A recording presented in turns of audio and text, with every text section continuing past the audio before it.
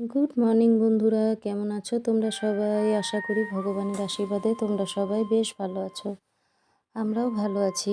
তো আজকে হলো রবিবার, নতুন একটা দিন নতুনভাবে তোমাদের সাথে নিয়ে শুরু করছি। তো তোমরা শেষ পর্যন্ত আমার সাথে থেকো, ভিডিওটা দেখতে থেকো। তো সকালে ঘুম থেকে উঠেই চলে এসেছি একটু খাবার করতে। খাবার বলতে এখানে করছি হলো মটরশুঁটি দিয়ে পরোটা আর চিলি চিকেন এই করব আজকে। কারণ হলো গতকাল ছিল শনিবার, গতকাল আমার রাত্রের পরীক্ষা শেষ হলো। তার আগের শনিবারেও আমরা যাব ভেবেছিলাম, কিন্তু সম্ভবত বৃহস্পতি কি শুক্রবার নাগাদ সামান্য একটু বৃষ্টি হয়েছিল, সেই কারণে আমি আর শনিবার করে বেরোবো না ঠিক করেছি। বা মেয়ের পরীক্ষাও ছিল, তার মধ্যে বেরোনোটাও ঠিক হবে না, এই সমস্ত ভেবেই আমি ঠিক করেছি যে না, এখন যাব না, ওর পরীক্ষাটা শেষ হোক তারপর যাব।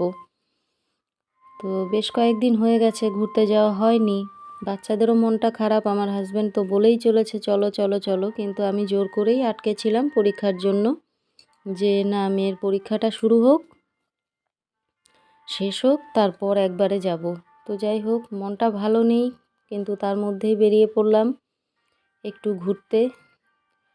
তো আমার যে ফোনের অবস্থা যথেষ্ট খারাপ, আজকের ফোনের যে ভিডিওগুলো এই সমস্ত সবাইয়ের ফোন থেকেই করা হচ্ছে, আমার থেকেও ছোট ছোট ক্লিপ নিয়েছি খুব কম, বাকিটা আমার হাজব্যান্ড, আমার মেয়ে, এই সমস্ত এদের ফোন থেকেই ভিডিওগুলো করছি। কারণ এত সুন্দর সুন্দর জায়গা, এত সুন্দর সুন্দর মুহূর্তগুলো ক্যাপচার না করে পারছি না। তো যাই হোক, ফাইনালি আমরা বেরিয়ে পড়লাম সেই জায়গায়, কল্যাণীতে ঘুরতে যাচ্ছি, যেখানকার ভিডিও তোমাদের এর আগেও দেখিয়েছি। তো বন্ধুরা, তোমরা আমার সাথে থাকো, দেখতে থাকো। তো এই দেখো, আমরা প্রায় চলে এসেছি। এটা হলো আমার হাজব্যান্ডের কলেজ, কল্যাণী মহাবিদ্যালয়। এই কলেজেই ও পড়তো। তো এটা আগের দিন তোমাদের দেখাতে পারিনি, তার কারণ হলো এখান দিয়ে আমাদের টোটোটা যায়নি।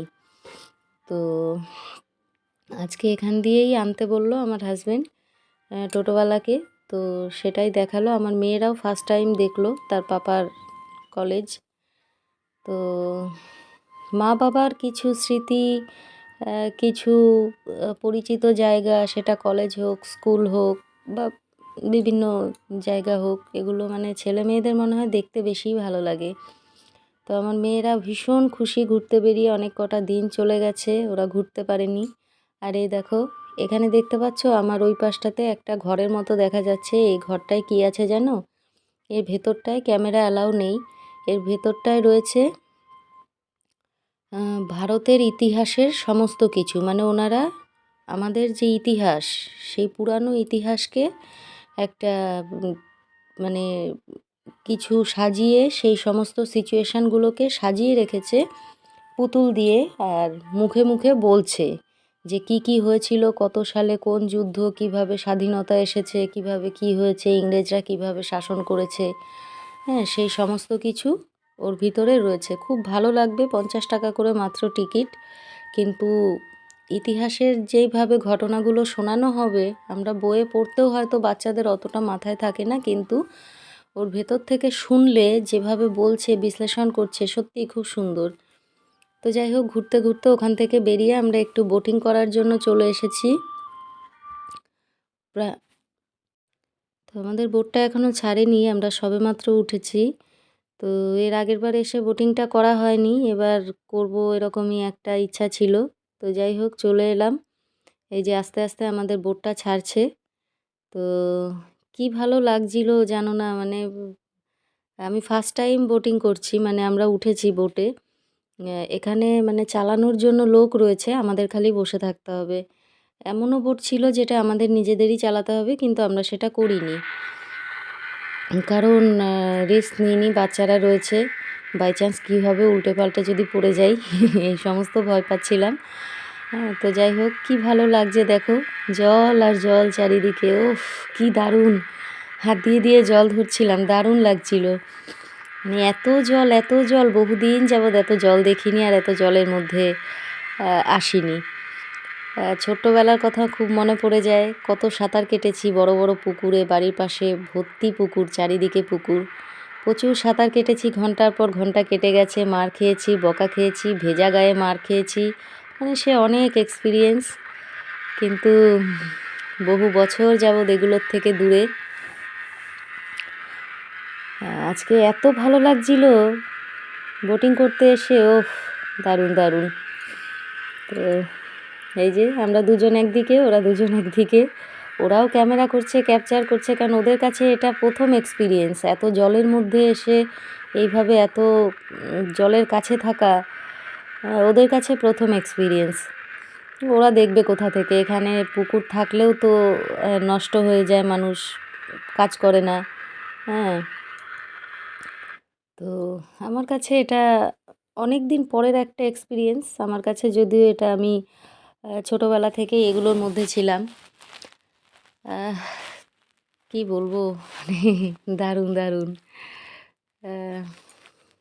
এই যে স্পিডটা একটু কমে গেছে, অন্য দিক দিয়ে ঘোরাচ্ছে, মানে ঘোরাতে কি আর চায় বলো, ফাঁকি মেরেই তো ইচ্ছা করছে যে ফট করে নামিয়ে দিই, পয়সাটা এমনি এমনি নিয়ে নিই। তো কী আর করবো, কতক্ষণ চড়াবে জানি না। এই যে কখনো বাড়িয়ে দিচ্ছে, কখনো কমিয়ে দিচ্ছে, স্লো স্লো করছে, কী যে করছে কিছু বুঝতে পারছি না। এখানে যেন অনেক কটা স্টেশন রয়েছে, মানে এই বোটিং করার জন্য। তো চারিদিকেই দেখছি বোট রয়েছে, আবার চারিদিকেই লোকজন কাউন্টার খুলে বসে আছে, মানে দারুণ, আজকে দারুণ এক্সপিরিয়েন্স করেছি। তারপরে দেখো ওখান থেকে নেমে এলাম, আসার সময় এখানে দেখছি কচি কচি বেল গাছ, খুব ভালো লাগছে। আমি কি করলাম, আবার সেখান থেকে একটু বেলপাতা তুলে নিলাম, যেহেতু আগামীকাল সোমবার, তো মহাদেবের পুজোয় লাগবে, সেই কারণে আমি একটুখানি বেলপাতাও নিয়ে নিলাম। আমার হাজব্যান্ড বলছে, তুমি এখান থেকে বেলপাতা নিয়ে যাবে? আমি বললাম, হ্যাঁ কী হয়েছে, রয়েছে যখন নিয়ে যাব না কেন। তো দেখো আমার মেয়েরা কত খুশি, কিভাবে দৌড়াদৌড়ি করছে, সত্যি খুব খুশি ওরা। এখানে এলে মানে ওদেরও আনন্দ কয়েক গুণ বেড়ে যায়। তো ইচ্ছা আছে এবার শীতের সময় ওদের একটু চিড়িয়াখানায় নিয়ে যাওয়ার, দেখি কি হয়। তারপর জানুয়ারি মাসে অ্যাডমিশান রয়েছে দুইজনেরই, কী যে হবে কিছুই বুঝতে পারছি না। আমার হাজব্যান্ড এখানে ভয় পাচ্ছে দোলনায় বসতে, জানো। আমি ওকে জোর করে বললাম কি, আমার মেয়ে আর আমি, যে একটু বসো না, দেখি কীরকম লাগে। তোমায় তো বড় হয়েই দেখছি ছোটো বাচ্চাদের মতো একটু দোলনা চড়ে। ও ভয়ে ভয়ে একটু বসেছে, নড়ছেও না জানো, বলছে না আমি ভীষণ ভারী, যদি ছিঁড়ে পড়ে যায় আমার কোমর ভেঙে যাবে। হ্যাঁ, খুব খুব আনন্দ করেছি, সবটা ক্যাপচার করতে পারিনি। তার কারণ হলো এখানে প্রচুর ঘুরতে এসছে, জানো তো, মানে পিকনিক করতে এসছে প্রচুর মানুষ, প্রচুর ফ্যামিলি। তো অন্যদের ক্যামেরাতে সেইভাবে নেওয়াটা তো ঠিক না, কে কী মনে করবে, কে কী ভাববে। তো সেই কারণে আমরা আমাদেরটুকু যতটুকু ততটুকুই করেছি। তো তারপর বেরিয়ে পড়লাম সেখান থেকে। বেরোনোর সময় গেটে দেখি বাচ্চাদের কিছু খেলনা রয়েছে, খুব মনে পড়লো যে মিনির জন্য একটা সাপ নিয়ে যায়, দেখিও কী করে। আর এই যে আমার আরাধ্যা একটা কি ছাতা মাতা কিনেছে, কোনো কাজে লাগে না। এই যে মানে একদিন হয়তো যাবে, ওর ভালো লাগবে, তারপর শেষ। তো যাই হোক, বাচ্চা মানুষ জোর করলো। তারপর আমি এই দেখো সাপটা নিয়ে আমার ওদিকে ভয় দেখাচ্ছি, ও বোকার মতো করে তাকিয়ে আছে। যাই হোক, ফাইনালি আমরা পৌঁছে গেলাম আমাদের ইছাপুর স্টেশনে। এখানে মানে নামতে নামতেই মনে হলো যেন সফর শেষ হয়ে গেল। কি সুন্দর দিনটা কাটলো, কি ভালো লাগলো। তার মাঝে আমরা যে টিফিন এনেছিলাম দুপুরবেলা, সেটাও খাওয়া দাওয়া করে নিলাম। মানে এত সুন্দরভাবে, না খিদে পেলো, না ঘুম পেলো, না পরিশ্রম, কিছুই নেই। খুব ভালো লাগলো, দিনটা দারুণ কাটলো। তারপরে এই যে আমাদের টোটো দাঁড়িয়েছিল, ফোন করে বলে দিয়েছিল ট্রেনে থাকতে, তো টোটো দাঁড়িয়েছিল, আমরা টোটোতে উঠলাম। এই যে ফাইনালি বাড়ি পৌঁছে গেছি, কিন্তু বাড়ির সামনে এসে দেখি কি সাংঘাতিক ঘটনা, যেন আমাদের পুরো গেটের সামনে দেখি দুটো পুলিশ গাড়ি পরপর দাঁড়িয়ে। আমরা তো অবাক, কি হলো, দিদি একা বাড়িতে আছে, কি এমন ঘটলো, কি হলো। তারপর আমরা ফোন করে কথাও বলেছি, তেমন কিছু তো বুঝলাম না, হঠাৎ করে কি কিছু হলো। তারপর শুনলাম না, আমাদের বাড়ি থেকে দুটো বাড়ি পরে, দুটো না একটা বাড়ি পরে একজন মারা গেছে। মানে মারা গেছে বলতে সম্ভবত 3-4 দিন আগে উনি মারা গেছে। দরজা বন্ধ, খোলে না, কেউ খোলে না, হঠাৎ করে ভিতর থেকে গন্ধ বেরিয়েছে। জানি না কি হয়েছে, তবে আন্দাজ করলাম সবাই বলছে যে হয়তো ঘুমের ঘোরে হার্ট অ্যাটাক করেছে। তো আর উনি বেরোতে পারেনি, বা ওনাকে কেউ বেরও করেনি, এখন গন্ধ বেরিয়ে গেছে। তো যাই হোক, দুটো পুলিশ গাড়ি নিয়ে এসছে, এখন সব নিয়ে যাবে, এই করবে। তো আমি সামনে থেকে করতে পারলাম না, দেখাতে পারলাম না, উচিতও না। পুলিশরা দাঁড়িয়ে রয়েছে, তারপর ধাওয়া দেবে আমাকে, হ্যাঁ, বা আমাকে ধরে নিয়ে চলে যাবে, জেলে আটকে দেবে, কি করবে জানি না বাবা, ভয় পেয়েছি। আমি সামনে ক্যামেরাও করিনি। তারপরে এই যে এসে একটু সন্ধ্যাবেলায় কিছু খেয়ে নিলাম, চা আর সিঙাড়া। আজকে একটু বাইরে থেকে সিঙাড়া এনেছিলাম, সেটা খেলাম। তারপর দিদির হাতে টাকা দিয়ে গেছিলাম, আমাদের একটা ফ্লিপকার্টে ডেলিভারি ছিল। এটা হলো কম্বল নিয়েছি।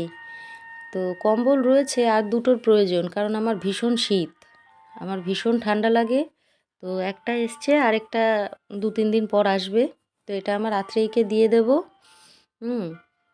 ওর পছন্দ হয়েছে, তো সেটাই এখন ওপেন করলাম। তো খুব ভালো কম্বলটা, কম পয়সার মধ্যে বেশ ভালো। তো তারপরে এই যে রাতের খাবারে চলে এলাম। রাতের খাবারে আজকে ছিল, আমার হাজব্যান্ড বলছে যে রান্না আর করতে হবে না, একটু বিরিয়ানি আনাই। দিদির জন্য ভাত ছিল, অন্যান্য সবজি ছিল, দিদি সেগুলো খেয়েছে দুপুরে। হ্যাঁ, তো রাত্রিবেলা আমাদের একটু ভাত করলে, একটু আলু সেদ্ধ, একটু ডিমের অমলেট এইসব করলে, আর চিলি চিকেন ছিল, এগুলো একটু কিছু করলে হয়ে যেত। আমার হাজব্যান্ড বললো থাক, এক জায়গা থেকে এসছো, দুপুরে ঘুমাওনি, মাথার যন্ত্রণা করবে, শরীরে একটা ধকল গেছে, কিছু আর রান্না করতে হবে না, আমি একটু বিরিয়ানি আনিয়ে নিচ্ছি। তো 2টো আলু বিরিয়ানি আনিয়ে নিল, আর ওই যে আমাদের চিলি চিকেন ছিল, তাই দিয়ে আমরা খেয়ে নিলাম। আরাধ্যা তো ডাইরেক্ট বিরিয়ানি খেতে পারে না, ওর জন্য একটু ভাত মিশিয়ে দিলাম, অল্প একটু ভাত ছিল। তো তারপর খাওয়া দাওয়া সেরে বাসনপত্র মেজে ধুয়ে চলে এলাম। এই যে নাইট কেয়ার কিছুই না, একটু মুখটা পরিষ্কার করে, আসার পর তো পরিষ্কার করেই নিয়েছিলাম, কিন্তু রাতে ঘুমানোর আগে তো একটু পরিষ্কার করা উচিত। একটু ক্রিম লাগিয়ে নিলাম, নাইট ক্রিম, বা সেই, এর বেশি কিছু পরিচর্যা আমি করি না, আমার ধৈর্য কুলায় না অত। তো যাই হোক বন্ধুরা, তোমরা এতক্ষণ ধরে আমার ভিডিওটা দেখলে, তার জন্য অনেক অনেক ধন্যবাদ। আশা রাখবো আগামীতেও আমাকে এইভাবে তোমরা সাপোর্ট করবে, আমার পাশে থাকবে। তো আজকের ভিডিওটা এই পর্যন্তই, দেখা হবে নতুন একটা ভিডিওতে, ততক্ষণের জন্য টাটা।